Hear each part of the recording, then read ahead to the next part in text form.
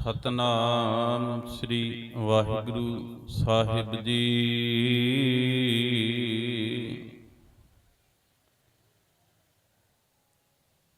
ਤੇਰੇ ਕਵਨ ਕਵਨ ਗੁਣ ਕਹਿ ਕਹਿ ਗਾਵਾਂ, ਤੂੰ ਸਾਹਿਬ ਗੁਣੀ ਨਿਧਾਨਾ। ਤੁਮਰੀ ਮਹਿਮਾ ਵਰਨ ਨਾ ਸਾਕੋ, ਤੂੰ ਠਾਕੁਰ ਊਚ ਭਗਵਾਨਾ। ਵਹ ਪ੍ਰਗਟਿਓ ਪੁਰਖ ਅਗੰਮੜਾ, ਵਰਿਆਮ ਅਕੇਲਾ। ਵਾਹ ਵਾਹ ਗੋਬਿੰਦ ਸਿੰਘ ਆਪੇ ਗੁਰ ਚੇਲਾ। ਵਾਹ ਵਾਹ ਗੋਬਿੰਦ ਸਿੰਘ ਆਪੇ ਗੁਰ ਚੇਲਾ। ਧੰਨ ਧੰਨ ਸਾਹਿਬ ਸ੍ਰੀ ਗੁਰੂ ਗ੍ਰੰਥ ਸਾਹਿਬ ਜੀ ਦੀ ਪਾਵਨ ਪਵਿੱਤਰ ਹਜ਼ੂਰੀ ਦੇ ਅੰਦਰ ਸੁਭਾਈਮਾਨ ਹੋਏ ਬੈਠੇ ਗੁਰੂ ਪਿਆਰੇ ਸਤ ਸੰਗੀ ਜਨੋ, ਵੱਡ ਭਾਗੇ ਹੋ ਜੋ ਕਿ ਆਪ ਜੀ ਨੂੰ ਸ਼ਾਹੇ ਸ਼ਹਿਨਸ਼ਾਹ ਸਾਹਿਬੇ ਕਮਾਲ ਦਸ਼ਮੇਸ਼ ਪਿਤਾ ਧੰਨ ਧੰਨ ਸਾਹਿਬ ਸ੍ਰੀ ਗੁਰੂ ਗੋਬਿੰਦ ਸਿੰਘ ਜੀ ਦੇ ਪ੍ਰਕਾਸ਼ ਪੁਰਬ ਦੇ ਦਿਹਾੜੇ ਤੇ ਆਪ ਜੀ ਗੁਰੂ ਪਾਵਨ ਦਰਬਾਰ ਦੀਆਂ ਹਾਜ਼ਰੀਆਂ ਭਰਨ ਵਾਸਤੇ ਇਕੱਤਰ ਹੋਏ ਹੋ। ਦਾਸ ਨੂੰ ਕੁਝ ਕੁ ਸਮਾਂ ਮਿਲਿਆ ਹੈ ਕਿ ਆਪ ਜੀ ਦੇ ਸਮਕਸ਼ ਸਾਹਿਬੇ ਕਮਾਲ ਸਰਬੰਸ ਦਾਨੀ ਦਸ਼ਮੇਸ਼ ਪਿਤਾ ਗੁਰੂ ਗੋਬਿੰਦ ਸਿੰਘ ਜੀ ਤਿੰਨਾਂ ਦੇ ਆਗਮਨ ਪੁਰਬ ਦੇ ਵਿਚਾਰ ਆਪ ਜੀ ਦੇ ਸਮਕਸ਼ ਰੱਖ ਸਕਾਂ। ਆਓ ਸਭ ਤੋਂ ਪਹਿਲਾਂ ਆਪਣੀ ਅਤੇ ਦਾਸ ਦੀ ਹਾਜ਼ਰੀ ਨੂੰ ਗੁਰੂ ਪਾਵਨ ਦਰਬਾਰ ਦੇ ਅੰਦਰ ਲਗਵਾਉਂਦੇ ਹੋਏ ਫਤਿਹ ਦੀ ਸਾਂਝ ਨੂੰ ਬਣਾਓ। ਦੇਹੋ ਅਸੀਸ ਤੇ ਗੱਜ ਕੇ ਕਹੋ, ਵਾਹਿਗੁਰੂ ਜੀ ਕਾ ਖਾਲਸਾ ਵਾਹਿਗੁਰੂ ਜੀ ਕੀ ਫਤਿਹ। ਗੁਰੂ ਸਵਾਰੀ ਸਾਧ ਸੰਗਤ ਜੀ, ਪੰਥ ਰਤਨ ਸੱਚਖੰਡ ਵਾਸੀ ਬਾਬਾ ਹਰਬੰਸ ਸਿੰਘ ਜੀ, ਸੱਚਖੰਡ ਵਾਸੀ ਬਾਬਾ ਫੌਜਾ ਸਿੰਘ ਜੀ, ਤਿੰਨਾਂ ਤੋਂ ਵਰਸਾਏ ਹੋਏ ਕਾਰ ਸੇਵਾ ਜੀ ਦੇ ਮੌਜੂਦਾ ਮੁਖੀ ਸਤਿਕਾਰਯੋਗ ਸੰਤ ਬਾਬਾ ਬਚਨ ਸਿੰਘ ਜੀ, ਔਰ ਇਸ ਸਥਾਨ ਤੇ ਜੋ ਮੁੱਖ ਸੇਵਾਦਾਰ ਬਾਬਾ ਲੱਖਾ ਸਿੰਘ ਜੀ ਰਾਜਸਥਾਨੀ, ਮਹਾਂਪੁਰਸ਼ਾਂ ਨੇ ਆਪ ਸਮੂਹ ਸੰਗਤਾਂ ਦੇ ਸਹਿਯੋਗ ਦਾ ਸਦਕਾ ਬਹੁਤ ਸੋਹਣਾ ਉਪਰਾਲਾ ਕੀਤਾ ਹੈ। ਆਪ ਸੰਗਤਾਂ ਨੇ ਸੋਹਣਾ ਉਪਰਾਲਾ ਕੀਤਾ ਹੈ ਜੋ ਕਿ ਹਰ ਸਾਲ ਸਾਹਿਬੇ ਕਮਾਲ ਗੁਰੂ ਗੋਬਿੰਦ ਸਿੰਘ ਜੀ ਦੇ ਆਗਮਨ ਪੁਰਬ ਦੇ ਮੁੱਖ ਰੱਖ ਕੇ ਦੀਵਾਨ 2 ਦਿਨ ਦੇ ਦੀਵਾਨ ਸਜਾਉਂਦੇ ਹੋ। ਔਰ ਇਸ 2 ਦਿਨ ਦੇ ਦੀਵਾਨਾਂ ਦੇ ਵਿੱਚ ਦਾਸ ਨੂੰ ਹਾਜ਼ਰੀ ਭਰਨ ਦਾ ਸਮਾਂ ਪ੍ਰਾਪਤ ਹੋਇਆ ਹੈ। ਆਓ ਸਭ ਤੋਂ ਪਹਿਲਾਂ ਆਪਣੀ ਅਤੇ ਦਾਸ ਦੀ ਹਾਜ਼ਰੀ ਨੂੰ ਗੁਰੂ ਪਾਵਨ ਦਰਬਾਰ ਵਿੱਚ ਲਗਵਾਓ। ਫਤਿਹ ਦੀ ਸਾਂਝ ਨੂੰ ਬਣਾਓ ਤੇ ਗੱਜ ਕੇ ਕਹੋ, ਵਾਹਿਗੁਰੂ ਜੀ ਕਾ ਖਾਲਸਾ ਵਾਹਿਗੁਰੂ ਜੀ ਕੀ ਫਤਿਹ। ਗੁਰੂ ਸਵਾਰਿਓ, ਸਾਹਿਬੇ ਕਮਾਲ ਗੁਰੂ ਗੋਬਿੰਦ ਸਿੰਘ ਜੀ ਤਿੰਨਾਂ ਦੇ ਆਗਮਨ ਪੁਰਬ ਦੀ ਕਥਾ ਨੂੰ ਆਪਾਂ ਸਰਵਣ ਕਰਨਾ ਹੈ। ਆਪ ਜੀ ਨੇ ਤੇ ਦਾਸ ਯਤਨ ਕਰੇਗਾ ਕਿ ਗੁਰੂ ਗੋਬਿੰਦ ਸਿੰਘ ਜੀ ਜੋ ਆਪਣੀ ਕਥਾ ਨੂੰ ਖੁਦ ਬਿਆਨ ਕਰਕੇ ਗਏ ਨੇ, ਜੇ ਕਿਸੇ ਕਵੀ ਨੇ ਲਿਖੀ ਹੋਵੇ, ਕਿਸੇ ਇਤਿਹਾਸਕਾਰ ਨੇ ਲਿਖੀ ਹੋਵੇ, ਉਹਦੇ ਵਿੱਚ ਕੁਝ ਵਾਧਾ ਘਾਟਾ ਹੋ ਸਕਦਾ ਹੈ, ਪਰ ਦਸ਼ਮੇਸ਼ ਪਿਤਾ ਜੀ ਨੇ ਆਪਣੇ ਜੀਵਨ ਦੀ, ਆਪਣੇ ਆਗਮਨ ਦੀ ਕਥਾ ਖੁਦ ਆਪ ਵਿਚਿੱਤਰ ਨਾਟਕ ਵਿੱਚ ਲਿਖ ਕੇ ਗਏ ਨੇ। ਮੈਂ ਆਪਣੇ ਸਮੇਂ ਵਿੱਚ ਰਹਿ ਕੇ ਆਪ ਜੀ ਦੇ ਸਮਕਸ਼ ਰੱਖਣ ਦਾ ਯਤਨ ਕਰਾਂਗਾ। ਦਸ਼ਮੇਸ਼ ਪਿਤਾ ਜੀ ਬਿਆਨ ਕਰਦੇ ਨੇ, ਕਹਿੰਦੇ ਅਬ ਮੈਂ ਆਪਣੀ ਕਥਾ ਬਖਾਨੋ, ਤਪ ਸਾਧਤ ਜਿਹ ਵਿਦ ਮੋਹਿ ਆਨ। ਹੁਣ ਮੈਂ ਆਪਣੇ ਆਗਮਨ ਦੀ ਕਥਾ ਨੂੰ ਵਿਖਿਆਨ ਕਰਨ ਲੱਗਾ ਹਾਂ। ਕਿਸ ਤਰ੍ਹਾਂ ਤਪ ਕਰਦਿਆਂ ਮੈਂ ਇਸ ਮਾਤ ਲੋਕ ਤੇ ਅਵਤਾਰ ਧਾਰ ਕੇ ਆਇਆ। ਗੁਰੂ ਸਾਹਿਬ ਜੀ ਕਹਿੰਦੇ ਨੇ, ਫਿਰ ਹੇਮਕੁੰਟ ਪਰਬਤ ਹੈ ਜਹਾਂ, ਸਪਤ ਸ੍ਰਿੰਗ ਸੋਭਿਤ ਹੈ ਤਹਾਂ। ਉੱਤਰਾਖੰਡ ਦੀ ਧਰਤੀ ਤੇ ਹੇਮਕੁੰਟ ਸਾਹਿਬ ਆਪ ਸੰਤਾਂ ਨੇ ਦਰਸ਼ਨ ਕੀਤੇ ਹੋਣਗੇ, ਆਪ ਜੀ ਦੇ ਵਿੱਚੋਂ ਬਹੁਤੇ ਆਏ। ਉਸ ਰਮਣੀਕ ਅਸਥਾਨ ਦਾ ਪਾਤਸ਼ਾਹ ਜੀ ਨਾਮ ਲੈਂਦੇ ਨੇ। ਉਸ ਹੇਮਕੁੰਟ ਨਾਮਕ ਪਰਬਤ ਦਾ ਨਾਮ ਲੈ ਕੇ ਉਥੋਂ ਦੀਆਂ ਨਿਸ਼ਾਨੀਆਂ ਦੱਸਦੇ ਨੇ। ਕਹਿੰਦੇ ਜਿੱਥੇ 7 ਚੋਟੀਆਂ ਸ਼ੋਭਦੀਆਂ ਨੇ, ਸਪਤ ਸ੍ਰਿੰਗ ਸ਼ੋਭਿਤ ਹੈ ਤਹਾਂ, ਸਪਤ ਸ੍ਰਿੰਗ ਤਿਹ ਨਾਮ ਕਹਾਵਾ, ਪੰਡ ਰਾਜ ਜਹ ਜੋਗ ਕਮਾਵਾ। ਜਿੱਥੇ ਪਾਂਡਵ ਰਾਜਵਾਂ ਨੇ ਉੱਥੇ ਜੋਗ ਕਮਾਇਆ, ਤਪੱਸਿਆ ਉਹਨਾਂ ਵੀ ਕੀਤੀ। ਤੇ ਜਦੋਂ ਅੱਜ ਅਸੀਂ ਉੱਥੇ ਦਰਸ਼ਨ ਕਰਨ ਵਾਸਤੇ ਜਾਂਦੇ, ਬਹੁਤ ਹੀ ਰਮਣੀਕ ਅਸਥਾਨ ਹੈ। ਬਹੁਤ ਉੱਚੀ ਪਹਾੜ ਦੇ ਉੱਤੇ, ਜਿੱਥੇ ਬਹੁਤ ਜ਼ਿਆਦਾ ਬਰਫ਼ ਪੈਂਦੀ ਹੈ। ਗਰਮੀਆਂ ਦੇ ਮਹੀਨਿਆਂ ਦੇ ਵਿੱਚ ਕੇਵਲ 4 ਮਹੀਨੇ ਇਹ ਗੁਰਦੁਆਰਾ ਹੇਮਕੁੰਟ ਸਾਹਿਬ ਖੁੱਲਦਾ ਹੈ। ਬਾਕੀ ਅੱਜ ਕੱਲ ਤੇ ਪੂਰਾ ਬਰਫ਼ ਦੇ ਨਾਲ ਢੱਕਿਆ ਹੋਇਆ ਹੈ। ਉਸ ਅਸਥਾਨ ਦਾ ਜ਼ਿਕਰ ਕਰਕੇ ਪਾਤਸ਼ਾਹ ਜੀ ਕਹਿੰਦੇ, ਤਹ ਹਮ ਅਨਕ ਤਪੱਸਿਆ ਸਾਧੀ ਮਹਾਕਾਲ ਕਾਲ ਕਾ ਅਰਾਧੀ। ਕਹਿੰਦੇ ਉਸ ਹੇਮਕੁੰਡ ਨਾਮਕ ਪਰਬਤ ਦੇ ਉੱਤੇ ਅਸੀਂ ਬਹੁਤ ਲੰਮਾ ਚਿਰ ਤੱਕ ਤਪੱਸਿਆ ਕੀਤੀ, ਪਰਮੇਸ਼ਰ ਦੀ ਬੰਦਗੀ ਕੀਤੀ। ਉਸ ਮਹਾਕਾਲ ਕਾਲ ਕਾ ਅਰਾਧੀ, ਕਾਲਕਾ ਕਿਸੇ ਦੇਵੀ ਦਾ ਨਾਮ ਨਹੀਂ ਪਾਤਸ਼ਾਹ ਜੀ ਲੈਂਦੇ। ਉਸ ਮਹਾਕਾਲ ਦਾ ਕਾਲ ਜਿਹੜਾ ਪਰਮੇਸ਼ਰ ਹੈ, ਅਕਾਲ ਪੁਰਖ ਦੀ ਗੱਲ ਕਰਦੇ ਨੇ। ਕਹਿੰਦੇ ਉਸ ਪਰਮੇਸ਼ਰ ਦੀ ਅਸੀਂ ਆਰਾਧਨਾ ਕੀਤੀ। ਉੱਥੇ ਬਹੁਤ ਲੰਮਾ ਚਿਰ ਅਸੀਂ ਤਪੱਸਿਆ ਦੇ ਵਿੱਚ ਬੈਠੇ ਰਹੇ। ਅੱਜ ਵੀ ਜਦੋਂ ਅਸੀਂ ਇਤਿਹਾਸ ਪੜ੍ਹਦੇ ਹਾਂ ਤੇ ਦੁਸ਼ਟ ਦਮਨ, ਦੁਸ਼ਟਾਂ ਦਾ ਨਾਸ਼ ਕਰਨ ਵਾਲੇ ਪਾਤਸ਼ਾਹ ਜੀ ਦੇ ਨਾਮ ਨਾਲ ਗੁਰੂ ਸਾਹਿਬ ਜੀ ਨੂੰ ਜਾਣਿਆ ਜਾਂਦਾ ਹੈ ਕਿ ਪਾਤਸ਼ਾਹ ਜੀ ਨੇ ਉੱਥੇ ਦੁਸ਼ਟ ਦਮਨ ਦੇ ਰੂਪ ਦੇ ਵਿੱਚ ਹੇਮਕੁੰਟ ਪਰਬਤ ਤੇ ਤਪੱਸਿਆ ਕੀਤੀ ਹੈ। ਤੇ ਪਾਤਸ਼ਾਹ ਜੀ ਕਹਿੰਦੇ ਨੇ, ਤਪੱਸਿਆ ਕਰਦਿਆਂ ਮੇਰੇ ਵਿੱਚ ਤੇ ਪਰਮੇਸ਼ਰ ਦੇ ਵਿੱਚ ਕੋਈ ਭੇਦ ਨਹੀਂ ਰਿਹਾ। ਇੰਨਾ ਕੁ ਸਾਡੀ ਜਿਹੜੀ ਸੁਰਤ ਸੀ ਪਰਮੇਸ਼ਰ ਦੇ ਚਰਨਾਂ ਦੇ ਵਿੱਚ ਚੁੱਭ ਗਈ ਸੀ। ਇਹ ਬਿਦ ਕਰਤ ਤਪੱਸਿਆ ਭਇਓ ਦ્વੈਤ ਏਕ ਰੂਪ ਹੋਏ ਗਇਓ। ਕਹਿੰਦੇ ਤਪੱਸਿਆ ਕਰਦਿਆਂ ਮਾਨੋ ਇੰਨਾ ਮੇਰੇ ਵਿੱਚ ਤੇ ਪਰਮੇਸ਼ਰ ਦੇ ਵਿੱਚ ਕੋਈ ਭੇਦ ਨਹੀਂ ਰਿਹਾ, ਦੋਵਾਂ ਤੋਂ ਇੱਕ ਰੂਪ ਹੋ ਗਏ। ਇਹ ਬਿਦ ਕਰਤ ਤਪੱਸਿਆ ਭਇਓ ਦ્વੈਤ ਏਕ ਰੂਪ ਹੋਏ ਗਇਓ। ਤੇ ਪਾਤਸ਼ਾਹ ਜੀ ਕਹਿੰਦੇ ਉਸੇ ਪਰਮੇਸ਼ਰ ਦੀ ਅਸੀਂ ਤਪੱਸਿਆ ਕਰਦੇ ਸਾਂ। ਇੱਧਰ ਗੁਰੂ ਸਾਹਿਬ ਜੀ ਨੇ ਜਿਸ ਘਰ ਦੇ ਵਿੱਚ, ਜਿਸ ਮਾਂ ਦੀ ਕੁੱਖ ਦੇ ਵਿੱਚੋਂ ਅਵਤਾਰ ਧਾਰਨਾ ਸੀ, ਜਿਸ ਪਿਤਾ ਦੇ ਘਰ ਦੇ ਵਿੱਚ ਅਵਤਾਰ ਧਾਰਨਾ ਸੀ, ਪਾਤਸ਼ਾਹ ਗੁਰੂ 9ਵੇਂ ਪਾਤਸ਼ਾਹ ਗੁਰੂ ਤੇਗ ਬਹਾਦਰ ਸਾਹਿਬ ਜੀ, ਸਤਿਕਾਰਯੋਗ ਮਾਤਾ ਗੁਜਰ ਕੌਰ ਜੀ, ਆਨੰਦ ਕਾਰਜ ਹੋਏ ਨੂੰ ਬਹੁਤ ਲੰਮਾ ਸਮਾਂ ਹੋ ਗਿਆ ਹੈ। ਲਗਭਗ 28-30 ਸਾਲ ਹੋ ਗਏ ਨੇ ਆਨੰਦ ਕਾਰਜ ਹੋਇਆ। ਘਰ ਦੇ ਵਿੱਚ ਅਜੇ ਤੱਕ ਔਲਾਦ ਨਹੀਂ। ਪਾਤਸ਼ਾਹ ਜੀ 9ਵੇਂ ਪਾਤਸ਼ਾਹ ਗੁਰੂ ਤੇਗ ਬਹਾਦਰ ਸਾਹਿਬ ਜੀ, ਆਪ ਜਾਣਦੇ ਹੋ ਕਿ ਬਾਬੇ ਬਕਾਲੇ ਦੀ ਧਰਤੀ ਤੇ ਟਿਕ ਕੇ ਬਹੁਤ ਲੰਮਾ ਸਮਾਂ ਉਹਨਾਂ ਨੇ ਤਪੱਸਿਆ ਕੀਤੀ। ਤੇ ਪਾਤਸ਼ਾਹ ਜੀ ਕਹਿੰਦੇ, ਇੱਕ ਤੇ ਮੈਂ ਪਰਮੇਸ਼ਰ ਦੇ ਚਰਨਾਂ ਦੇ ਵਿੱਚ ਟਿਕ ਕੇ ਉੱਥੇ ਦੁਸ਼ਟ ਦਮਨ ਦੇ ਰੂਪ ਦੇ ਵਿੱਚ ਹੇਮਕੁੰਟ ਪਰਬਤ ਦੇ ਉੱਤੇ ਤਪੱਸਿਆ ਅਸੀਂ ਕੀਤੀ।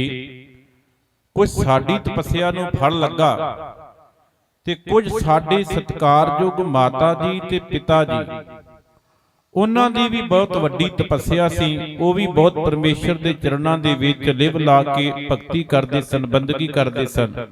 ਕੁਝ ਉਹਨਾਂ ਦੀ ਬੰਦਗੀ ਨੂੰ ਫਲ ਲੱਗਾ। ਤਾਤ ਮਾਤ ਮੁਰ ਅਰਥ ਅਲਾਦਾ ਮੋਹ ਬਿਦ ਜੋਗ ਸਾਧਨਾ ਸਾਧਾ। ਤਾਤ ਮਾਤ ਤੋਂ ਭਾਵ ਹੈ ਮਾਤਾ ਪਿਤਾ ਜੀ। ਕਹਿੰਦੇ ਮਾਤਾ ਪਿਤਾ ਜੀ ਨੇ ਵੀ ਉਸ ਅਲਖ ਦੀ ਆਰਾਧਨਾ ਕੀਤੀ, ਪਰਮੇਸ਼ਰ ਦੀ ਆਰਾਧਨਾ ਕੀਤੀ, ਬੰਦਗੀ ਕੀਤੀ, ਵਾਹਿਗੁਰੂ ਦਾ ਸਿਮਰਨ ਕੀਤਾ, ਬਹੁਤ ਯੋਗ ਸਾਧਨਾ ਕੀਤੀ, ਤਪੱਸਿਆ ਕੀਤੀ। ਤੇ ਪਾਤਸ਼ਾਹ ਜੀ ਕਹਿੰਦੇ, ਤਿੰਨ ਜੋ ਕਰੀ ਅਲਖ ਕੀ ਸੇਵਾ। ਤਿੰਨ ਤੋਂ ਭਾਵ ਹੈ ਮਾਤਾ ਪਿਤਾ ਜੀ ਨੇ।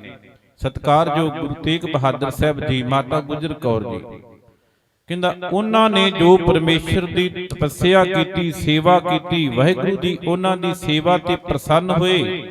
ਤਿਨ ਜੋ ਕਰੀ ਅਲਖ ਕੀ ਸੇਵਾ, ਤਾਤੇ ਪ੍ਰਸੰਨ ਭਏ ਗੁਰਦੇਵਾ।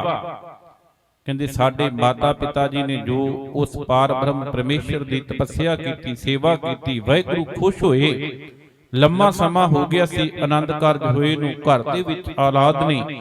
ਇੱਧਰ ਕਹਿੰਦੇ ਸਾਡੀ ਤਪੱਸਿਆ ਨੂੰ ਫਲ ਲੱਗਾ, ਸਾਡੀ ਬੰਦਗੀ ਨੂੰ ਫਲ ਲੱਗਾ, ਤੇ ਕਹਿੰਦੇ ਰੱਬ ਨੇ ਪ੍ਰਸੰਨ ਹੋ ਕੇ ਫਿਰ ਸਾਨੂੰ ਇਸ ਸੰਸਾਰ ਤੇ ਭੇਜਣ ਵਾਸਤੇ ਭੇਜ ਗਿਆ। ਤਿਨ ਪ੍ਰਭ ਜਬ ਆਇਸ ਮੋਹਿ ਦੀਆ, ਤਬ ਹਮ ਜਨਮ ਕਲੂ ਮਹਿਲੀਆ। ਕਹਿੰਦੇ ਫਿਰ ਰੱਬ ਨੇ ਸਾਨੂੰ ਜਦੋਂ ਸੰਸਾਰ ਤੇ ਭੇਜਣ ਵਾਸਤੇ ਕਿਹਾ ਤੇ ਫਿਰ ਸਾਡਾ ਇਸ ਸੰਸਾਰ ਤੇ ਆਉਣਾ ਹੋਇਆ। ਪਰ ਕਹਿੰਦੇ ਇਸ ਸੰਸਾਰ ਤੇ ਆਉਣ ਤੇ ਪਹਿਲੋਂ ਪਰਮੇਸ਼ਰ ਦੇ ਚਰਨਾਂ ਦੇ ਵਿੱਚ ਸਾਡੀ ਇੰਨੀ ਕਲਿਵ ਲੱਗੀ ਸੀ, ਇੰਨਾ ਕੁ ਅਸੀਂ ਅਭੇਦ ਹੋ ਗਏ ਸਾਂ। ਕਹਿੰਦੇ ਸੰਸਾਰ ਦੇ ਉੱਤੇ ਆਉਣ ਨੂੰ ਸਾਡਾ ਚਿੱਤ ਨਹੀਂ ਸੀ ਕਰਦਾ। ਸਾਡੀ ਬੰਦਗੀ ਤੇ ਪ੍ਰਸੰਨ ਹੋ ਕੇ ਉਧਰ ਸਾਡੇ ਮਾਤਾ ਪਿਤਾ ਜੀ ਦੀ ਸੇਵਾ ਤੋਂ ਵਾਹਿਗੁਰੂ ਜੀ ਪ੍ਰਸੰਨ ਹੋਏ। ਉਧਰ ਕਹਿੰਦੇ ਮੇਰਾ ਰੱਬ, ਮੇਰਾ ਪਰਮੇਸ਼ਰ ਮੇਰੇ ਤੇ ਪ੍ਰਸੰਨ ਹੋਇਆ। ਤੇ ਅਸੀਂ ਬਾਣੀ ਦੇ ਵਿੱਚ ਪੜ੍ਹਦੇ ਹਾਂ ਦਸ਼ਮੇਸ਼ ਪਿਤਾ ਜੀ ਦੇ, ਕਹਿੰਦੇ ਉਸ ਪਰਮੇਸ਼ਰ ਨੇ ਸਾਨੂੰ ਸਾਖਸ਼ਾਤ ਦਰਸ਼ਨ ਦੇ ਕੇ, ਪ੍ਰਤੱਖ ਦਰਸ਼ਨ ਦੇ ਕੇ ਤੇ ਇਹ ਗੱਲ ਸਮਝਾਈ ਕਿ ਇੱਥੇ ਇੱਕ ਇਕਾਂਤ ਦੇ ਵਿੱਚ ਬੈਠ ਕੇ ਬੰਦਗੀ ਕਰਨ ਦੇ ਨਾਲ ਕੁਝ ਨਹੀਂ ਹੋਣਾ, ਤੁਹਾਨੂੰ ਸੰਸਾਰ ਤੇ ਜਾਣਾ ਪੈਣਾ। ਇੱਥੋਂ ਤੁਹਾਨੂੰ ਜਾਣਾ ਪੈਣਾ, ਤੁਸੀਂ ਸੰਸਾਰ ਤੇ ਅਵਤਾਰ ਧਾਰੋ। ਤੇ ਦਸ਼ਮੇਸ਼ ਪਾਤਸ਼ਾਹ ਜੀ ਕਹਿੰਦੇ ਜਦੋਂ ਪਰਮੇਸ਼ਰ ਨੇ ਮੈਨੂੰ ਪ੍ਰਤੱਖ ਦਰਸ਼ਨ ਦੇ ਕੇ ਗੱਲ ਕਹੀ ਤੇ ਕਹਿੰਦੇ ਸਾਡਾ ਉਹਨੂੰ ਚਿੱਤ ਨਹੀਂ ਸੀ ਕਰਦਾ, ਕਿਉਂਕਿ ਸੁਰਤ ਜਿਹੜੀ ਸੀ ਪ੍ਰਭੂ ਚਰਨਾਂ ਦੇ ਵਿੱਚ ਚੁਭੀ ਹੋਈ ਸੀ। ਤੇ ਉਹ ਸੁਰਤ ਇੰਨੀ ਕੁ ਟਿਕੀ ਸੀ, ਸੰਸਾਰ ਤੇ ਆਉਣ ਨੂੰ ਚਿੱਤ ਨਹੀਂ ਸੀ ਕਰਦਾ। ਚੇਤਨਾ ਭਇਓ ਹਮਰੋ ਆਵਨ ਕਹਿ, ਚੁਭੀ ਰਹੀ ਸੁਰਤ ਪ੍ਰਭ ਚਰਨਨ ਮੈਂ। ਕਹਿੰਦੀ ਸੰਸਾਰ ਤੇ ਪਾਤਸ਼ਾਹ ਜੀ ਕਹਿੰਦੇ ਆਉਣ ਨੂੰ ਚਿੱਤ ਨਹੀਂ ਸੀ ਕਰਦਾ, ਕਿਉਂਕਿ ਪਰਮੇਸ਼ਰ ਦੇ ਚਰਨਾਂ ਦੇ ਵਿੱਚ ਸੁਰਤ ਚੁਭੀ ਹੋਈ ਸੀ, ਟਿਕੀ ਹੋਈ ਸੁਰਤ ਸੀ। ਪਰ ਕਹਿੰਦੇ ਉਸ ਰੱਬ ਨੇ, ਉਸ ਪਰਮੇਸ਼ਰ ਨੇ ਸਾਹਮਣੇ ਪ੍ਰਤੱਖ ਦਰਸ਼ਨ ਦੇ ਕੇ ਮੈਨੂੰ ਸਮਝਾਉਣ ਦਾ ਯਤਨ ਕੀਤਾ। ਜਿਉ ਤੋਂ ਪ੍ਰਭ ਹਮਕੋ ਸਮਝਾਇਓ, ਇਮ ਕਹਿ ਕੇ ਇਹ ਲੋਕ ਬਿਠਾਇਓ।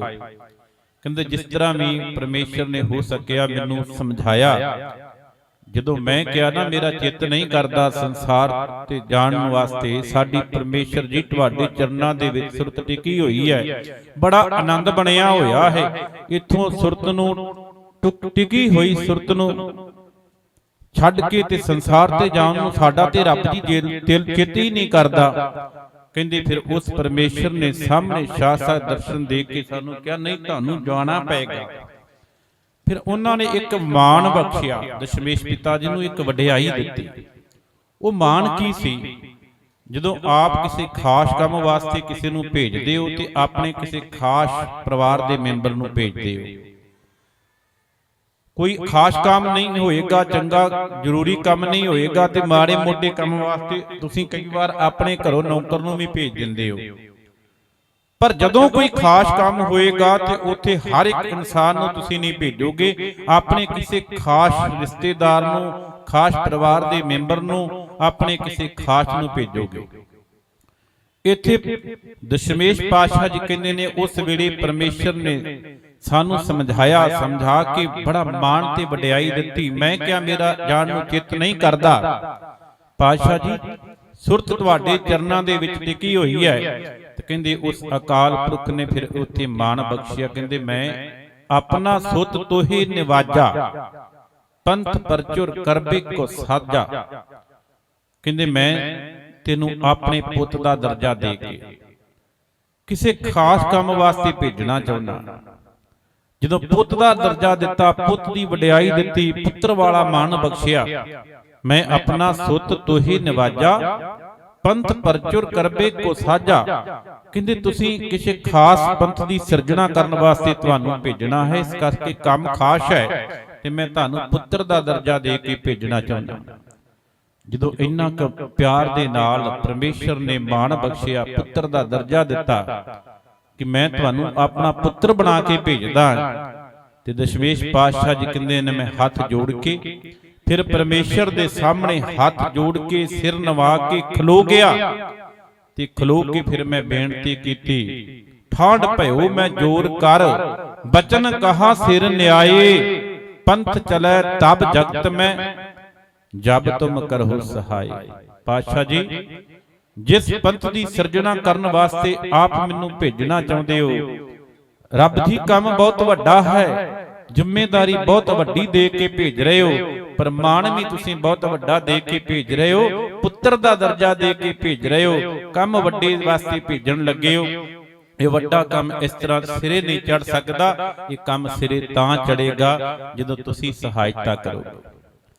ਠਾੜ ਭਇਓ ਮੈਂ ਜੋਰ ਕਰ, ਬਚਨ ਕਹਾ ਸਿਰ ਨਿਆਏ, ਪੰਥ ਚਲੇ ਤਬ ਜਗਤ ਮੈਂ, ਜਬ ਤੁਮ ਕਰਹੁ ਸਹਾਈ। ਪਾਤਸ਼ਾਹ ਜੀ, ਜਦੋਂ ਤੁਸੀਂ ਸਹਾਇਤਾ ਕਰੋਗੇ ਫਿਰ ਇਹ ਕੰਮ ਨੇਪਰੇ ਚੜ ਸਕਦਾ ਹੈ।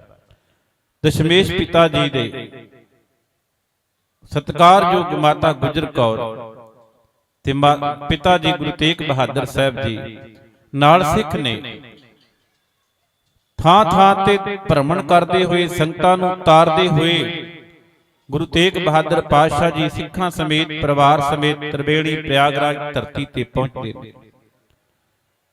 ਦਸ਼ਮੇਸ਼ ਪਾਤਸ਼ਾਹ ਜੀ ਨੇ ਖੁਦ ਆਪਣੀ ਬਾਣੀ ਵਿੱਚ ਲਿਖਿਆ, ਜਬ ਹੀ ਜਾਤ ਤ੍ਰਿਵੇਣੀ ਭਏ, ਪੁੰਨ ਦਾਨ ਦਿਨ ਕਰਤ ਬਿਤੈ, ਤਹੀ ਪ੍ਰਕਾਸ਼ ਹਮਾਰਾ ਭਇਓ, ਪਟਨਾ ਸ਼ਹਿਰ ਵਿਖੇ ਭਵ ਲਇਓ।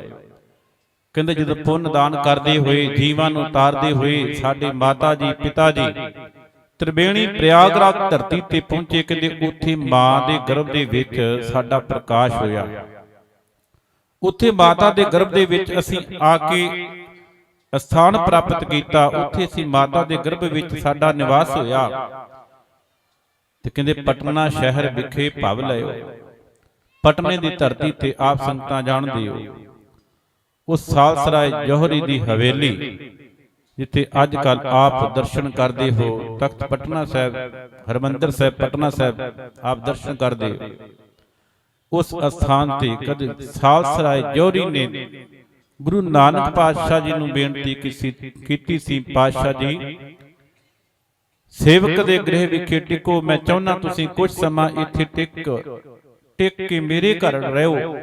ਤੇ ਗੁਰੂ ਨਾਨਕ ਸਾਹਿਬ ਜੀ ਕਹਿੰਦੇ ਸੀ ਟਿਕਾਂਗੇ, ਪਰ ਸਮਾਂ ਆਉਣ ਤੇ ਅੱਜ ਉਹ ਸਮਾਂ ਆਇਆ।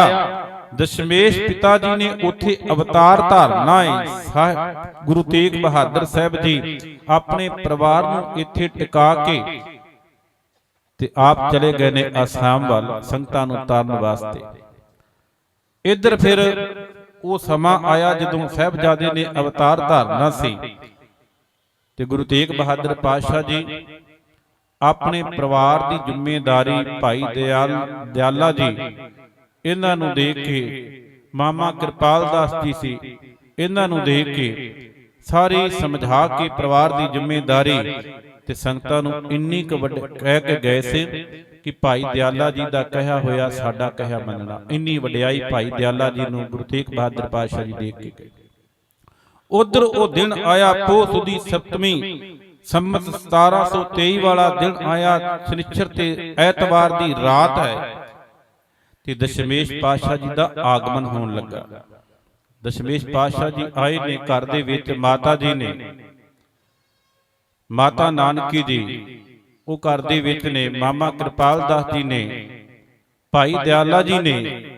ਤੇ ਇਸ ਘਰ ਦੇ ਵਿੱਚ ਅੱਜ ਸ਼ਨੀਚਰ ਤੇ ਐਤਵਾਰ ਦੇ ਵਿਚਕਾਰ ਦੀ ਰਾਤ ਸਾਹਿਬੇ ਕਮਾਲ ਗੁਰੂ ਗੋਬਿੰਦ ਸਿੰਘ ਜੀ ਦਾ ਅਵਤਾਰ ਹੋਇਆ ਹੈ। ਪਟਨੇ ਦੀ ਧਰਤੀ ਤੇ ਖੁਸ਼ੀਆਂ ਹੋ ਗਈਆਂ, ਆਂਡਣਾ ਗਵੰਡਣਾ ਵਧਾਈਆਂ ਦੇਣ ਵਾਸਤੇ ਮਾਤਾ ਨਾਨਕੀ ਜੀ ਨੂੰ ਆ ਰਹੀਆਂ ਨੇ। ਮੁਬਾਰਕਾਂ ਹੋਣ, ਸਾਹਿਬਜ਼ਾਦੇ ਨੇ ਅਵਤਾਰ ਧਾਰਿਆ ਤੇ ਮਾਤਾ ਨਾਨਕੀ ਜੀ ਜਿਹੜੇ ਵੀ ਵਧਾਈਆਂ ਦੇਣ ਵਾਸਤੇ ਆਉਂਦੇ ਨੇ ਭੰਡਾਰੇ ਖੋਲ ਦਿੱਤੇ ਨੇ, ਖੁਸ਼ ਕਰਕੇ ਸਭ ਨੂੰ ਭੇਜਦੇ ਨੇ। ਪਰ ਰੱਬ ਦੀ ਬੰਦਗੀ ਕਰਨ ਵਾਲੇ ਜਿਹੜੇ ਨੇ, ਭਾਵੇਂ ਕਿਸੇ ਧਰਮ ਦੇ ਵਿੱਚੋਂ ਹੋਣ, ਜਦੋਂ ਗੁਰੂ ਗੋਬਿੰਦ ਸਿੰਘ ਜੀ ਦਾ ਅਵਤਾਰ ਹੁੰਦਾ ਪਟਨੇ ਦੀ ਧਰਤੀ ਤੇ ਕੁੜਾਮ ਦੇ ਰਹਿਣ ਵਾਲਾ ਇੱਕ ਫਕੀਰ ਜਿਹੜਾ ਅੱਜ ਕੱਲ ਠਸਕੇ ਕਰਨਾਲ ਦੇ ਇਲਾਕੇ ਦੇ ਵਿੱਚ ਠਸਕੇ ਪਿੰਡ ਵਿੱਚ ਠਹਿਰਿਆ ਹੋਇਆ ਸੀ, ਇਸ ਪੀਰ ਭੀਖਣ ਸ਼ਾਹ ਨੇ ਅੱਜ ਪੂਰਬ ਵੱਲ ਸਜਦਾ ਕੀਤਾ। ਜਦੋਂ ਇਹਨੇ ਪੂਰਬ ਵੱਲ ਸਿਰ ਨਵਾ ਕੇ ਸਜਦਾ ਕੀਤਾ ਨਾ, ਤੇ ਇਹਦੇ ਸ਼ਾਗਿਰਦਾਂ ਨੇ, ਇਹਦੇ ਸੇਵਕਾਂ ਨੇ ਕਿਹਾ, ਪੀਰ ਜੀ ਅੱਜ ਤੁਸੀਂ ਅਚੰਭੇ ਵਾਲੀ ਗੱਲ ਕੀਤੀ ਹੈ। ਕੀ ਗੱਲ? ਅੱਜ ਤੱਕ ਅਸੀਂ ਐਸਾ ਪੜ੍ਹਿਆ ਨਹੀਂ, ਐਸਾ ਸੁਣਿਆ ਨਹੀਂ, ਕਿਉਂਕਿ ਸਾਡੇ ਧਰਮ ਦੇ ਵਿੱਚ ਪੱਛਮ ਵੱਲ ਸਜਦਾ ਕੀਤਾ ਜਾਂਦਾ ਹੈ। ਪਰ ਪੀਰ ਜੀ ਅੱਜ ਤੇ ਤੁਸੀਂ ਅਨੋਖੀ ਜੀ ਗੱਲ ਕਰ ਦਿੱਤੀ ਹੈ, ਪੂਰਬ ਵੱਲ ਸਜਦਾ ਕੀਤਾ, ਇਹਦਾ ਕੀ ਕਾਰਨ ਹੈ? ਤੇ ਪੀਰ ਭੀਖਣ ਸ਼ਾਹ ਨੇ ਕਿਹਾ ਸੀ, ਅੱਲਾ ਦਾ ਨੂਰ ਪਟਨੇ ਦੀ ਧਰਤੀ ਤੇ ਆ ਗਿਆ ਹੈ, ਇਸ ਕਰਕੇ ਅਸੀਂ ਅੱਜ ਪੂਰਬ ਵੱਲ ਸਜਦਾ ਕੀਤਾ ਹੈ। ਤੇ ਬਹੁਤ ਜਲਦੀ, ਬਹੁਤ ਥੋੜੇ ਸਮੇਂ ਦੇ ਵਿੱਚ ਅਸੀਂ ਪਟਨੇ ਦੀ ਧਰਤੀ ਤੇ ਜਾ ਕੇ ਉਸ ਅੱਲਾ ਦੇ ਨੂਰ ਦੇ ਦਰਸ਼ਨ ਕਰਨ ਵਾਸਤੇ ਜਾਣਾ ਹੈ। ਜੇ ਕਿਸੇ ਨੇ ਜਾਣਾ ਹੋਵੇ ਤੇ ਨਾਲ ਜਾਣ ਵਾਸਤੇ ਤਿਆਰ ਹੋ ਜਾਵੇ। ਜਦੋਂ ਇਹ ਗੱਲ ਕਹੀ, ਉਧਰ ਪਟਨੇ ਦੇ ਵਿੱਚ ਖੁਸ਼ੀਆਂ ਨੇ, ਇੱਧਰ ਪੀਰ ਭੀਖਣ ਸ਼ਾਹ ਪਟਨੇ ਵੱਲ ਜਾਣ ਦੀਆਂ ਤਿਆਰੀਆਂ ਕਰਦਾ। ਪਟਨੇ ਦੇ ਵਿੱਚ ਖੁਸ਼ੀਆਂ ਆ ਗਈਆਂ, ਬਹੁਤ ਸਾਰੇ ਲੋਕ ਵਧਾਈਆਂ ਦੇਣ ਵਾਸਤੇ ਆਉਂਦੇ ਨੇ। ਉਧਰ ਇੱਕ ਪੱਤਰਕਾ ਮਾਤ ਨਾਨਕੀ ਜੀ ਨੇ ਗੁਰੂ ਤੇਗ ਬਹਾਦਰ ਪਾਸ ਅਸਾਮ ਭੇਜੀ ਹੈ ਕਿ ਸਾਹਿਬਜ਼ਾਦੇ ਨੇ ਅਵਤਾਰ ਧਾਰਿਆ। ਸਿੱਖ ਨੇ ਜਾ ਕੇ ਪੱਤਰਕਾ ਦਿੱਤੀ, ਸਾਰੀ ਗੱਲਬਾਤ ਦੱਸੀ। ਉਸ ਵੇਲੇ ਗੁਰੂ ਤੇਗ ਬਹਾਦਰ ਪਾਤਸ਼ਾਹ ਜੀ ਨੇ ਅੱਗੋਂ ਪੱਤਰਕਾ ਲਿਖੀ ਕਿ ਸਾਹਿਬਜ਼ਾਦੇ ਦਾ ਨਾਮ ਗੋਬਿੰਦ ਰਾਏ ਰੱਖਿਆ ਜਾਏ ਤੇ ਉਹਨਾਂ ਦੀ ਦੇਖਭਾਲ ਕੀਤੀ ਜਾਵੇ। ਅਸੀਂ ਸਮਾਂ ਬਣ ਤੇ ਫਿਰ ਵਾਪਸ ਆਵਾਂਗੇ। ਜਦੋਂ ਸਮਾਂ ਲੱਗਾ ਸੰਗਤਾਂ ਦੇ ਵਿੱਚੋਂ, ਫਿਰ ਅਸੀਂ ਆਵਾਂਗੇ। ਸਾਹਿਬਜ਼ਾਦੇ ਦਾ ਨਾਮ ਗੋਬਿੰਦ ਰਾਏ ਰੱਖਿਆ ਗਿਆ। ਇਧਰੋਂ ਕੁਝ ਹੀ ਦਿਨਾਂ ਦੇ ਵਿੱਚ ਮੰਜ਼ਲਾਂ ਤੈਅ ਕਰਦਾ ਪੈਦਲ ਚੱਲ ਕੇ ਠਸਕੇ ਦੀ ਧਰਤੀ ਤੋਂ ਇਹ ਭੀਖਣ ਸ਼ਾਹ ਫਕੀਰ ਜਿਹੜਾ ਹੈ, ਇਹ ਪਟਨੇ ਦੀ ਧਰਤੀ ਤੇ ਪਹੁੰਚ ਗਿਆ। ਤੇ ਜਾ ਕੇ ਇਹਨੇ ਦਰਸ਼ਨ ਕਰਨ ਵਾਸਤੇ ਆਪਣੇ ਵੱਲੋਂ ਬੇਨਤੀ ਕੀਤੀ ਕਿ ਮੈਂ ਸਾਹਿਬਜ਼ਾਦੇ ਦੇ ਦਰਸ਼ਨ ਕਰਨ ਵਾਸਤੇ ਆਇਆ। ਮਾਤ ਨਾਨਕੀ ਜੀ, ਮਾਤਾ ਗੁਜਰ ਕੌਰ ਜੀ, ਮਾਮਾ ਕਿਰਪਾਲ ਦਾਸ ਜੀ, ਭਾਈ ਦਿਆਲਾ ਜੀ, ਸਭ ਨੇ ਆਪਸ ਵਿੱਚ ਸਲਾਹ ਕੀਤੀ ਹੈ ਕਿ ਕੋਈ ਫਕੀਰ ਇਸਲਾਮ ਧਰਮ ਦੇ ਵਿੱਚੋਂ ਆਇਆ ਹੈ, ਉਹ ਕਹਿੰਦਾ ਮੈਂ ਸਾਹਿਬਜ਼ਾਦੇ ਦੇ ਦਰਸ਼ਨ ਕਰਨੇ ਚਾਹੁੰਦਾ। ਉਧਰ ਇਸ ਦੇਸ਼ ਦੇ ਹਾਲਾਤਾਂ ਤੋਂ ਜਾਣੂ ਸਨ। ਪਰਿਵਾਰ ਨੇ ਪਹਿਲੋਂ ਤਾਂ ਸਲਾਹ ਕੀਤੀ ਤੇ ਸਲਾਹ ਕਰਕੇ ਜਵਾਬ ਦੇ ਦਿੱਤਾ ਪੀਰ ਭੀਖਣ ਸ਼ਾਹ ਨੂੰ, ਪੀਰ ਜੀ ਸਾਹਿਬਜ਼ਾਦੇ ਦੇ ਪਿਤਾ ਜੀ ਅਸਾਮ ਵੱਲ ਗਏ ਨੇ। ਜਦ ਤੱਕ ਉਹ ਆ ਕੇ ਸਾਹਿਬਜ਼ਾਦੇ ਦੇ ਦਰਸ਼ਨ ਨਹੀਂ ਕਰਦੇ, ਕਿਸੇ ਦੂਸਰੇ ਧਰਮ ਦੇ ਇਨਸਾਨ ਨੂੰ ਦਰਸ਼ਨ ਕਰਨ ਦੀ ਇਜਾਜ਼ਤ ਨਹੀਂ ਹੈ। ਹੁਣ ਪੀਰ ਜਿਹੜਾ ਸੀ, ਉਹ ਸਾਹਿਬਜ਼ਾਦੇ ਗੁਰੂ ਗੋਬਿੰਦ ਸਿੰਘ ਜੀ ਕਹਿ ਲਈਏ, ਉਹਨਾਂ ਦਾ ਚਰਨਾਂ ਦਾ ਭੌਰਾ ਸੀ। ਉਹ ਦਰਸ਼ਨ ਕਰਨ ਤੋਂ ਬਗੈਰ ਵਾਪਸ ਮੁੜਨ ਵਾਲਾ ਨਹੀਂ ਸੀ, ਕਿਉਂਕਿ ਉਹਨੂੰ ਅੰਤਰ ਗਿਆਨ ਹੋਇਆ ਸੀ ਕਿ ਅੱਲਾ ਦਾ ਨੂਰ ਪਟਨੇ ਦੀ ਧਰਤੀ ਤੇ ਆਇਆ। ਤੇ ਇਹ ਪੀਰ ਭੀਖਣ ਸ਼ਾਹ ਭੁੱਖ ਹੜਤਾਲ ਤੇ ਬੈਠ ਗਿਆ, ਕਹਿਣ ਲੱਗਾ ਹੁਣ ਵਾਪਸ ਇਸੇ ਤਰ੍ਹਾਂ ਮੈਂ ਵਾਪਸ ਨਹੀਂ ਪਰਤਣਾ, ਮੈਂ ਦਰਸ਼ਨਾਂ ਦੇ ਚਾਹ ਲੈ ਕੇ ਆਇਆ ਹਾਂ, ਮੇਰੇ ਅੰਦਰ ਭੁੱਖ ਹੈ ਦਰਸ਼ਨਾਂ ਦੀ। ਤੇ ਕਹਿੰਦੇ ਇਸ ਅੱਲਾ ਦੇ ਨੂਰ ਦੇ ਦਰਸ਼ਨ ਕਰਨ ਤੋਂ ਬਗੈਰ ਮੈਂ ਵਾਪਸ ਨਹੀਂ ਜਾਵਾਂਗਾ। ਪਰਿਵਾਰ ਨੇ ਸਮਝਾਇਆ, ਤੁਸੀਂ ਪੀਰ ਜੀ ਛਕੋ, ਛਕਾਉਣ ਵਾਸਤੇ, ਤੁਹਾਡੇ ਵਾਸਤੇ ਛਕਣ ਛਕਾਉਣ ਵਾਸਤੇ ਹਰ ਤਰ੍ਹਾਂ ਦਾ ਤੁਹਾਡਾ ਪ੍ਰਬੰਧ ਕਰਾਂਗੇ, ਰਹਿਣ ਵਾਸਤੇ ਤੁਹਾਡਾ ਪ੍ਰਬੰਧ ਹੈ, ਪਰ ਜਿੱਦ ਨਾ ਕਰੋ। ਜਦੋਂ ਉਹਨਾਂ ਦੀ ਜਿੱਦ ਨੂੰ ਦੇਖਿਆ, ਪਰਿਵਾਰ ਨੇ ਸਮਝ ਗਏ ਕਿ ਇਹਨਾਂ ਦੇ ਚਰਨਾਂ ਦਾ ਭੌਰਾ ਹੈ। ਫਿਰ ਸਲਾਹ ਕੀਤੀ ਗਈ ਕਿ ਪੀਰ ਭੀਖਣ ਸ਼ਾਹ ਜੀ ਨੂੰ ਸਾਹਿਬਜ਼ਾਦੇ ਦੇ ਦਰਸ਼ਨ ਕਰਾਏ ਜਾਣ। ਜਦੋਂ ਦਰਸ਼ਨ ਕਰਾਉਣ ਵਾਸਤੇ ਦੀਵਾਨ ਸਜਾਇਆ ਗਿਆ, ਸੰਗਤ ਦੇ ਵਿੱਚ ਪੀਰ ਭੀਖਣ ਸ਼ਾਹ ਵੀ ਹੈ। ਫਿਰ ਜਦੋਂ ਸਾਹਿਬਜ਼ਾਦੇ ਨੂੰ ਬਾਹਰ ਲਿਆਂਦਾ ਗਿਆ ਗੋਬਿੰਦ ਰਾਏ ਜੀ ਨੂੰ ਦਰਸ਼ਨ ਕਰਾਉਣ ਵਾਸਤੇ, ਪੀਰ ਭੀਖਣ ਸ਼ਾਹ ਦਰਸ਼ਨ ਕਰਨ ਲੱਗਾ। ਉੱਥੇ ਫਿਰ ਇੱਕ ਉਹਨੇ ਅਨਹੋਣੀ ਜੀ ਗੱਲ ਕੀਤੀ। ਉਹਨੇ ਦੋਵਾਂ ਹੱਥਾਂ ਦੇ ਵਿੱਚ ਦੋ ਕੁੱਜੀਆਂ ਲਈਆਂ ਤੇ ਇਤਿਹਾਸਕਾਰ ਕਹਿੰਦੇ ਇੱਕ ਕੁੱਜੀ ਦੇ ਵਿੱਚ ਮੁਸਲਮਾਨ ਮਠਿਆਈ, ਮੁਸਲਮਾਨ ਹਲਵਾਈ ਦੇ ਹੱਥ ਦੀ ਬਣੀ, ਤੇ ਦੂਜੀ ਕੁੱਜੀ ਦੇ ਵਿੱਚ ਹਿੰਦੂ ਵੀਰ ਦੇ ਹੱਥ ਦੀ ਬਣੀ ਮਠਿਆਈ ਲੈ ਕੇ ਦੋਵੇਂ ਕੁੱਜੀਆਂ ਪੀਰ ਭੀਖਣ ਸ਼ਾਹ ਜੀ ਨੇ ਸਾਹਿਬਜ਼ਾਦੇ ਦੇ ਅੱਗੇ ਪਹਿਲੋਂ ਚਰਨਾਂ ਤੇ ਨਮਸਕਾਰ ਕੀਤੀ, ਫਿਰ ਦੋਵੇਂ ਕੁੱਜੀਆਂ ਅੱਗੇ ਨੂੰ ਵਧਾਈਆਂ। ਤੇ ਸਾਹਿਬਜ਼ਾਦੇ ਗੁਰੂ ਗੋਬਿੰਦ ਰਾਏ ਜੀ ਨੇ ਆਪਣੇ ਕੋਮਲ ਜਿਹੇ ਹੱਥ ਦੋਵਾਂ ਕੁੱਜੀਆਂ ਦੇ ਉੱਤੇ ਰੱਖ ਦਿੱਤੇ। ਜਦੋਂ ਦੋਵਾਂ ਕੁੱਜੀਆਂ ਦੇ ਉੱਤੇ ਹੱਥ ਰੱਖੇ, ਫਿਰ ਜਿਹੜੇ ਪੀਰ ਭੀਖਣ ਸ਼ਾਹ ਜੀ ਦੇ ਨਾਲ ਸ਼ਾਗਿਰਦ ਆਏ ਸਨ, ਉਹਨਾਂ ਨੇ ਫਿਰ ਸਵਾਲ ਕੀਤਾ, ਪੀਰ ਜੀ ਇਹ ਰਮਜ਼ ਸਾਡੀ ਕੁਝ ਸਮਝ ਵਿੱਚ ਨਹੀਂ ਆਈ, ਆਪ ਜੀ ਨੇ ਪਹਿਲੋਂ ਸਾਹਿਬਜ਼ਾਦੇ ਦੇ ਚਰਨਾਂ ਤੇ ਨਮਸਕਾਰ ਕੀਤੀ ਹੈ, ਫਿਰ ਦੋ ਕੁੱਜੀਆਂ ਅੱਗੇ ਵਧਾਈਆਂ ਨੇ ਤੇ ਸਾਹਿਬਜ਼ਾਦੇ ਨੇ ਦੋਹਾਂ ਕੁੱਜੀਆਂ ਦੇ ਉੱਤੇ ਹੱਥ ਰੱਖ ਦਿੱਤੇ ਨੇ। ਇਹਦਾ ਕਾਰਨ ਸਾਨੂੰ ਸਮਝ ਨਹੀਂ ਆਇਆ, ਇਹ ਕੀ ਕਾਰਨ ਹੈ? ਕਿਰਪਾ ਕਰਕੇ ਸਾਨੂੰ ਦੱਸਣ ਵਾਸਤੇ ਆਪ ਥੋੜਾ ਜਿਹਾ ਯਤਨ ਕਰੋ, ਸਾਨੂੰ ਸਮਝ ਆ ਜਾਏ ਇਹਦਾ ਕੀ ਕਾਰਨ ਸੀ। ਤੇ ਪੀਰ ਭੀਖਣ ਸ਼ਾਹ ਜੀ ਕਹਿਣ ਲੱਗੇ, ਇਹ ਅੱਲਾ ਦਾ ਨੂਰ ਹੈ ਜੋ ਆਪ ਸਾਖਸ਼ਾਤ ਧਰਤੀ ਤੇ ਪੈਦਾ ਹੋਏ ਨੇ, ਆਪ ਪ੍ਰਗਟ ਹੋਏ ਨੇ। ਤੇ ਕਹਿੰਦੇ ਸਾਡੇ ਅੰਦਰ ਦਾ ਇੱਕ ਸਵਾਲ ਸੀ, ਅਸੀਂ ਇਸ ਅੱਲਾ ਦੇ ਨੂਰ ਦੇ ਚਰਨਾਂ 'ਚ ਬੇਨਤੀ ਕਰਕੇ ਆਪਣੇ ਸ਼ੰਕੇ ਦਾ ਨਿਵਰਤ ਕਰਨ ਵਾਸਤੇ ਦੋ ਕੁੱਜੀਆਂ ਅੱਗੇ ਵਧਾਈਆਂ ਸੀ। ਅਸੀਂ ਪੁੱਛਣਾ ਚਾਹੁੰਦੇ ਸਾਂ ਇਸ ਅੱਲਾ ਦੇ ਨੂਰ ਤੋਂ ਕਿ ਤੁਸੀਂ ਹਿੰਦੂ ਧਰਮ ਦੀ ਅਗਵਾਈ ਕਰੋਗੇ ਜਾਂ ਮੁਸਲਮਾਨ ਧਰਮ ਦੀ ਅਗਵਾਈ ਕਰੋਗੇ। ਕਹਿੰਦੇ ਇਹਨਾਂ ਦੋਨਾਂ ਨੇ, ਇਹਨਾਂ ਸਾਹਿਬਜ਼ਾਦੇ ਨੇ ਦੋਹਾਂ ਕੁੱਜੀਆਂ ਦੇ ਉੱਤੇ ਹੱਥ ਰੱਖ ਕੇ ਸਾਡੇ ਸ਼ੰਕੇ ਨੂੰ ਨਿਵਰਤ ਕਰ ਦਿੱਤਾ ਹੈ ਕਿ ਮੈਂ ਹਿੰਦੂ ਧਰਮ ਤੇ ਮੁਸਲਮਾਨ ਧਰਮ ਸਾਰੇ ਧਰਮਾਂ ਦਾ ਸਨਮਾਨ ਕਰਾਂਗਾ, ਸਭ ਨੂੰ ਬਰਾਬਰਤਾ ਦਾ ਹੱਕ ਦੇਵਾਂਗਾ। ਕਹਿੰਦੇ ਸਾਡਾ ਸ਼ੰਕਾ ਨਿਵਰਤ ਹੋ ਗਿਆ। ਪਟਨੇ ਦੀ ਧਰਤੀ ਦੇ ਉੱਤੇ ਗੋਬਿੰਦ ਰਾਏ ਜੀ 5 ਸਾਲ ਰਹੇ ਨੇ। 5 ਸਾਲ ਦੀ ਅਵਸਥਾ ਉਹਨਾਂ ਦੀ ਉੱਥੇ ਬਤੀਤ ਹੋਈ ਹੈ ਤੇ ਇਹਨਾਂ 5 ਸਾਲਾਂ ਦੇ ਵਿੱਚ ਬਹੁਤ ਸਾਰੇ ਇਹਨਾਂ ਦੇ ਚਰਨਾਂ ਦੇ ਸੇਵਕ ਬਣ ਗਏ ਸੀ। ਪਟਨੇ ਦੇ ਗਲੀਆਂ ਦੇ ਵਿੱਚ ਖੇਡਣਾ ਤੇ ਇਸ ਗਲੀਆਂ ਦੇ ਵਿੱਚ ਖੇਡਦਿਆਂ ਇੱਥੇ ਇੱਕ ਸ਼ਿਵਦੱਤ ਨਾਂ ਦਾ ਪੰਡਤ ਰਹਿੰਦਾ ਹੈ, ਜਿਹੜਾ ਰੋਜ਼ ਜਾ ਕੇ ਗੰਗਾ ਦੇ ਕਿਨਾਰੇ ਤੇ ਬੈਠਦਾ ਸਮਾਧੀ ਲਾ ਕੇ, ਤੇ ਅੰਦਰ ਦਾ ਇੱਕ ਉਹਦੇ ਅੰਦਰ ਦੀ ਇੱਕ ਸੋਚ ਹੈ ਕਿ ਕਦੇ ਮੇਰੇ ਤੇ ਮੇਰੇ ਰਾਮ ਜੀ ਪ੍ਰਸੰਨ ਹੋਣਗੇ ਤੇ ਸਾਖਸ਼ਾਤ ਦਰਸ਼ਨ ਦੇਣਗੇ। ਕਿਉਂਕਿ ਰਾਮ ਦਾ ਉਪਾਸਕ ਸੀ ਪੰਡਤ ਸ਼ਿਵਦੱਤ। ਰੋਜ਼ ਜਾ ਕੇ ਗੰਗਾ ਤੇ ਇਸ਼ਨਾਨ ਕਰਕੇ ਬੈਠ ਜਾਣਾ ਚੌਂਕੜਾ ਮਾਰ ਕੇ, ਤੇ ਉੱਥੇ ਰਾਮ ਜੀ ਦੀ ਯਾਦ ਵਿੱਚ ਬੈਠ ਜਾਣਾ। ਖੇਡਦਿਆਂ ਖਿਡਾਉਂਦਿਆਂ ਗਲੀਆਂ ਦੇ ਵਿੱਚ ਬੱਚਿਆਂ ਦੇ ਨਾਲ ਖੇਡਦਿਆਂ ਬਾਲਕ ਗੋਬਿੰਦ ਰਾਏ ਜੀ ਇੱਕ ਦਿਨ ਜਾ ਕੇ ਸ਼ਿਵਦੱਤ ਪੰਡਤ ਸਮਾਧੀ ਲਾ ਕੇ, ਬਜ਼ੁਰਗ ਅਵਸਥਾ ਲਗਭਗ 80 ਸਾਲ ਦੀ ਇਹਦੀ ਉਮਰ ਹੈ, ਚੌਂਕੜਾ ਮਾਰ ਕੇ ਬੈਠਾ ਹੈ। ਤੇ ਇਸ ਪੰਡਤ ਸ਼ਿਵਦੱਤ ਦੇ ਪਿੱਛੋਂ ਦੀ ਆ ਕੇ ਗਲ ਵੱਖੜੀ ਪਾ ਕੇ ਕੰਨ ਦੇ ਕੋਲ ਕਹਿਣ ਲੱਗੇ, ਬਾਲਕ ਗੋਬਿੰਦ ਰਾਏ ਜੀ, ਬਾਲਾ ਪ੍ਰੀਤਮ ਜੀ ਕਹਿਣ ਲੱਗੇ, ਪੰਡਤ ਜੀ ਝਾਤ। ਜਦੋਂ ਇਹ ਗੱਲ ਕਹੀ ਤੇ ਦੇਖਿਆ ਕੀ ਹੈ ਕਿ ਬਾਲਕ ਗੋਬਿੰਦ ਰਾਏ ਜੀ ਹੁਣ ਅੰਦਰ ਜਿਹੜੇ ਸੀ ਉਹਨਾਂ ਦੇ ਲਾਲਸਾ ਸੀ, ਅੰਦਰ ਦੀ ਚਾਹ ਸੀ ਕਿ ਮੈਨੂੰ ਭਗਵਾਨ ਰਾਮਚੰਦਰ ਜੀ ਦੇ ਦਰਸ਼ਨ ਹੋਣ। ਤੇ ਇਤਿਹਾਸ ਕਹਿੰਦਾ ਫਿਰ ਬਾਲਾ ਪ੍ਰੀਤਮ ਜੀ ਉਹਨਾਂ ਨੂੰ ਜਦੋਂ ਕਹਿੰਦੇ ਸੀ ਕੰਨ ਦੇ ਵਿੱਚ ਨਾ ਪੰਡਤ ਜੀ ਝਾਤ, ਤੇ ਉਹਨਾਂ ਨੂੰ ਰਾਮਚੰਦਰ ਜੀ ਦੇ ਦਰਸ਼ਨ ਹੋਏ। ਉਹ ਇਹਨਾਂ ਦੇ ਚਰਨਾਂ ਦਾ ਭਵਰਾ ਬਣ ਗਿਆ। ਤੇ ਜਦੋਂ ਪੰਡਤ ਸ਼ਿਵਦੱਤ ਬਾਲਾ ਪ੍ਰੀਤਮ ਜੀ ਦੇ ਚਰਨਾਂ ਦਾ ਭਵਰਾ ਬਣ ਗਿਆ, ਉਹਨੇ ਸਾਖਸ਼ਾਤ ਰਾਮਚੰਦਰ ਜੀ ਦੇ ਦਰਸ਼ਨ ਇਹਨਾਂ ਵਿੱਚੋਂ ਕੀਤੇ। ਇੱਕ ਦਿਨ ਰਾਜਾ ਫਤਿਹ ਚੰਦ ਮੈਣੀ ਤੇ ਇਹਦੀ ਰਾਣੀ ਵਿਸ਼ੰਬਰਾ ਦੇਵੀ, ਜਿਨ੍ਹਾਂ ਦੇ ਘਰ ਦੇ ਵਿੱਚ ਔਲਾਦ ਨਹੀਂ ਹੈ, ਪਰੇਸ਼ਾਨ ਰਹਿੰਦੇ ਨੇ, ਬੜਾ ਲੰਮਾ ਸਮਾਂ ਹੋ ਗਿਆ, ਘਰ ਦੇ ਵਿੱਚ ਔਲਾਦ ਨਹੀਂ।